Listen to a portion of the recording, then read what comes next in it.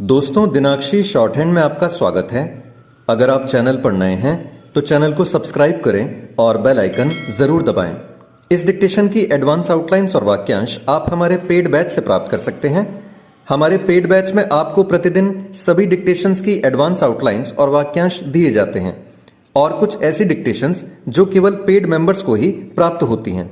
हमारे paid batch को join करने के लिए और बैच के बारे में संपूर्ण जानकारी प्राप्त करने के लिए आप डिस्क्रिप्शन बॉक्स में दिए गए मोबाइल नंबर पर व्हाट्सएप कर सकते हैं। इस डिक्टेशन की डेमो आउटलाइंस आप हमारे टेलीग्राम ग्रुप से प्राप्त कर सकते हैं। तो चलिए डिक्टेशन को स्टार्ट करते हैं।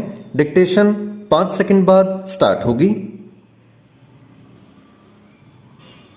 Ready, start. बेंगलुरु में 26 विपक्षी दलों की बैठक और दिल्ली में भाजपा के नेतृत्व वाले राजग यानी एनडीए के 38 घटक दलों की बैठक से यदि कुछ स्पष्ट है तो यही कि दोनों पक्षों ने लोकसभा चुनाव को लेकर अपनी तैयारियां तेज कर दी है।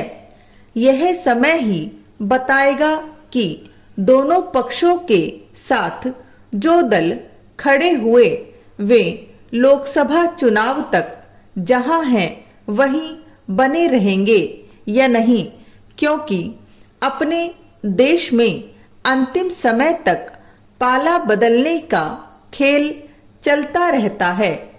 बेंगलुरु में भाजपा के खिलाफ एकजुट हुए दलों ने अपने गठबंधन का नामकरण इंडिया यानी Indian national development inclusive alliance रखा। पता नहीं यह गठबंधन यूपीए यानी संप्रग जैसा होगा या नहीं, लेकिन इस नाम से यह संदेश देने का प्रयास अवश्य किया गया है कि विपक्षी दल भारत का प्रतिनिधित्व कर रहे हैं। कहना कठिन है कि विपक्षी दलों को इस नामकरण का कितना राजनीतिक लाभ मिलेगा और वह जनता को कितना लुभाएगा।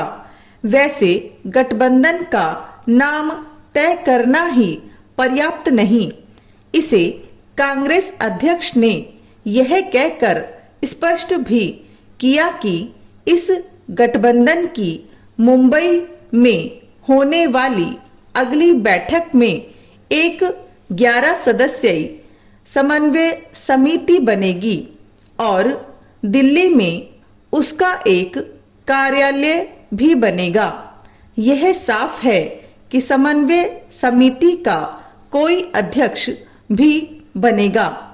इससे यह तय होगा कि गठबंधन की कमान किसके हाथ होगी।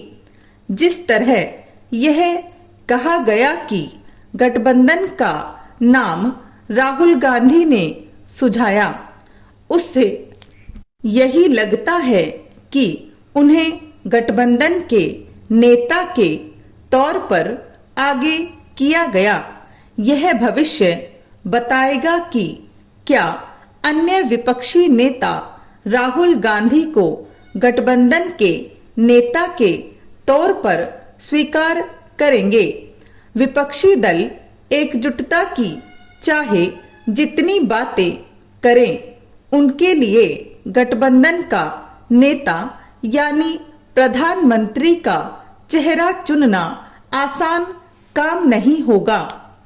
उनके सामने एक चुनौती यह भी है कि वे किस एजेंडे और विमर्श के सहारे चुनाव मैदान में उतरेंगे।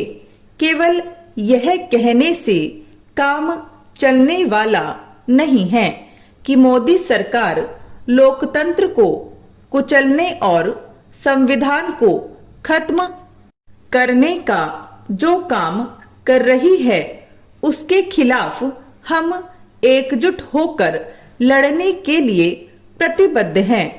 जहां विपक्ष के सामने खुद को एकजुट रखते हुए जनता का ध्यान खींचने वाले किसी वैकल्पिक एजेंडे के साथ प्रधानमंत्री के चेहरे को प्रस्तुत करने की चुनौती है, वहीं राजग के पास नरेंद्र मोदी के रूप में प्रधानमंत्री का एक लोकप्रिय चेहरा है।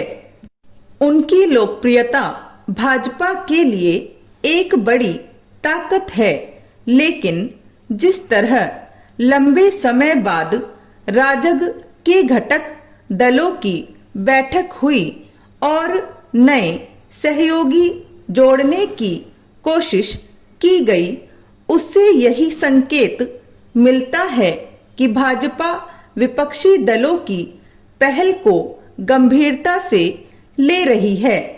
उसे लेना भी चाहिए, क्योंकि मोदी सरकार की ओर से पिछले 9 साल में तमाम उपलब्धियां हासिल किए जाने के बाद भी उसे सत्ता विरोधी रुझान से दो चार होना पड़ सकता है।